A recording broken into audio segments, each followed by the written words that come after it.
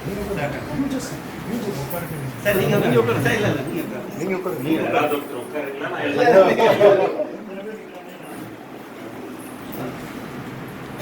நீங்க என்ன டிரைவிங்கா? பெங்களூர் இல்லைண்ணா வழக்கம் போல உங்கள் தங்க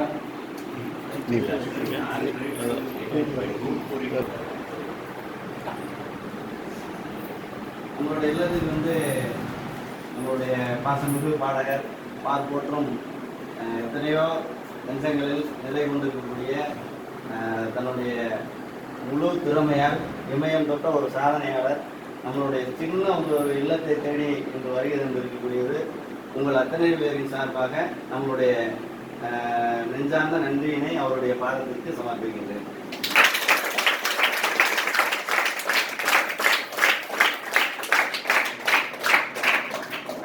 நேரம் குறைவாக இருக்கனால அவரும் உங்கள் மத்தியில் சில வார்த்தைகள் பேசும்படி அனுபவிக்கிறேன். இல்லை நீங்கள் பேசுகிறது நிறைய நான் கண்டிக்க வேண்டியது. சின்ன இடம் பெரிய இடம் நாங்கள் அப்படியெல்லாம் நினைக்கிறதே கிடையாது சார்.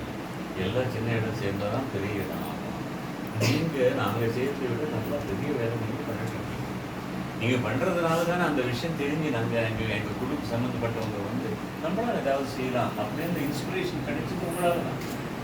அதனால நாங்கள் என்னமோ பெருசாக நான் பெரியவன் என் பாதத்துக்கு இப்படிலாம் பேசாதீங்க. இது ஒரு நபராக இந்த நாட்டின் ஒரு சிட்டிசனாக நம்மளால் மற்றவங்க விட நமக்கு கொஞ்சம் ஏதாவது அதிகமாக இருந்தால் அது பங்கு பண்ணிக்கலாம் அப்படின்றது தான் என்னுடைய நோக்கம். இதில் வந்து எங்களுக்கு ரொம்ப சந்தோஷம். அவ்வளோதான், ஒரு திருப்தி. கோயில் போய் உண்டியில் பணம் போடுறோம், அது எங்கே போய் சேர்ந்தாங்க. இப்போ டைரெக்டாக ஒரு நற்பணிக்காக நாங்கள் பண்ணுறதுக்காக நாங்கள் எல்லாம் சேர்ந்து எஸ்பி பாலசுப்ரமணியம் ஒரு பேர் இருக்கணும் இல்லையா, அதனால அசோசியேஷனுக்கு எஸ்பி பாலசுப்ரமணியம் ஃபேன்ஸ் அப்படின்னு பேர் வச்சுருக்காங்க. தவிர என்னை விட நிறைய வேலை செய்கிறவங்க வந்து எங்கள் மெம்பர்ஸ் தான் எல்லாரும். இப்போ பாருங்கள், இன்னைக்கு இங்கே ஒரு வேலை நடந்தது. நாங்கள் எல்லாம் மெட்ராஸில் அங்கேயே இருந்து ஃபோனில் மட்டும் பேசின வேலை நடக்குமா? ஆனால் நடந்துச்சு. இங்கே அது காரணம் என்னன்னா இங்கே இருக்கிறவங்க விஜயதாரணம் இருக்காரு, கட்சியில் இந்த சக்தி வந்திருக்காரு, அவங்க ஃப்ரெண்ட்ஸ் எல்லாம் சேர்ந்து உங்களுக்காக நல்லா ஏதாவது வேலை செய்யணும், வேலை செஞ்சு எல்லாருக்கும் ஒரு நல்ல ஒரு அனுபவம் கொடுக்கணும் அப்படின்றது. இந்த மாதிரி சில பேரெல்லாம் செலக்ட் பண்ணி அவங்களுக்கெல்லாம் நாங்கள் செய்யக்கூடிய ஒரு சின்ன உதவி பண்ணுறதுக்காக ஒரு நல்ல நிகழ்வு. அவ்வளோதான். இதில் வந்து நாங்கள் ஒன்றும் பெருசாக பண்ணுறது கிடையாது. டைம் எல்லாருக்கும் முக்கியம் தான், எனக்கும் முக்கியம். இப்போ நான் பறந்து ஓடுறது எதுக்குன்னா இல்லை, நான் இப்போ பாருங்க, உங்களுக்கு நான் கொஞ்சம் லேட்டாக வந்தாலும் நீங்கள் வெயிட் பண்ணுவீங்க. நான் லேட்டாக போனால் பிளேன் வெயிட் பண்ணேன், பிளேன் போயிடும். அப்போ பிளேன் வந்தால் ஸ்பீடு வர்றாரு, அவருக்காக நம்ம இருக்கணும்னு இருந்தால் அதில் இருக்கிற மற்ற இதெல்லாம் உதச்சிடுவாங்க. அவங்கள உதப்பாங்க, அப்புறம் என்னையும் உதப்பாங்க. வேண்டாம், உனக்காக தான் லேட் ஆச்சு, நாங்கள் எல்லாம் வேலைக்கு போக வேண்டாமா. அதனால எல்லாரோட டைமும் முக்கியம், எல்லாரும் முக்கியம். அவங்க அவங்களுக்கு தெரிஞ்சது ஒழுங்காக பண்ணால் போதும், அவ்வளோதான். எனக்கு தெரிஞ்சது பாடுறது, அது நான் ஒழுங்காக பண்ணிட்டு இருக்கேன். அதனால நீங்கள்லாம் கேட்டு எனக்கு ஒரு ஸ்தானத்தை கொடுத்துருக்கீங்க. நான் ரொம்ப நன்றி. நாங்கள் பண்ணுறது ஒன்றுமே கிடையாது, ரொம்ப சின்ன விஷயம். இது உங்களுக்கு உதவுறதா இருந்தால் ரொம்ப சந்தோஷம். நீங்கள் செய்ய வேண்டியது நல்லா படித்து உங்களுக்கு எதில் திறமை இருக்கோ அதில் கைப்பிடிச்சு கடைபிடிச்சு நல்ல பேர் வாங்க. நல்லா இருக்குது, ஆரோக்கியமாக இருக்குது, நல்ல எண்ணங்களோடு இருக்குது, நல்லா படிங்க. நமக்கு ஏதோ குறைவாக இருக்குன்னு எப்போவுமே மனசில் வச்சுக்காங்க.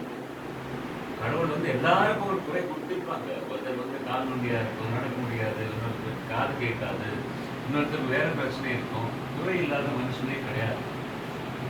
கடவுளுக்கு கூட குறை இருக்கு. இல்லைன்னு இந்த மாதிரி ஏன் படைக்கணும், உங்களுக்கெல்லாம் கூட எல்லாம் கொடுத்துருக்கணும் இல்லையா. நீங்கள் எவ்வளவு அதிர்ஷ்டக்காரங்கன்னா, பார்வை எழுந்தவங்க வந்து ஐயோ அப்படின்னு சொல்லவே கூடாது. நாங்கள் பார்க்குற கன்றாவி எல்லாம் உங்களால் பார்க்க முடியாது. ரொம்ப சந்தோஷமாக இருக்கும். இப்போ இருக்கிற காலகட்டத்தில் அவ்வளவு கன்றாவி நடக்குது. டெலிவிஷன் பார்க்கணுன்னா பயமாக இருக்குது, பேப்பர் திறந்தா பயமாக இருக்குது, ஒரு சினிமாவுக்கு போகணுன்னா கூட பவ்யமாக இருக்குது. பக்கத்தில் இருக்கிற நம்ம குழந்தைங்களோட பார்க்க முடியாத ஒரு சூழ்நிலை. இப்படிலாம் இருக்கும்போது நீங்கள் ரொம்ப கொடுத்து வச்சவங்க. கடவுள் எல்லா கதவும் மூடி எப்படியாவது ஒரு ஜன்னலாவது திறந்து வைப்பார், அதுலேருந்து ஒரு வெளிச்சம் வரும். ஸோ எல்லாரும் நினைக்கிறது என்ன, உங்களுக்கு எல்லாம் இருள் அப்படின்னு சொல்லி கிடையவே கிடையாது. எல்லாமே வெளிச்சம் தான் உங்களுக்கு. நாங்கள் கண் மூடினா எங்களுக்கு இருள், அது டார்க்காக இருக்குன்னு சொல்லி. ஆனால் உங்களுக்கு கருப்பும் வெள்ளையும் ஒன்றுமே தெரியாது.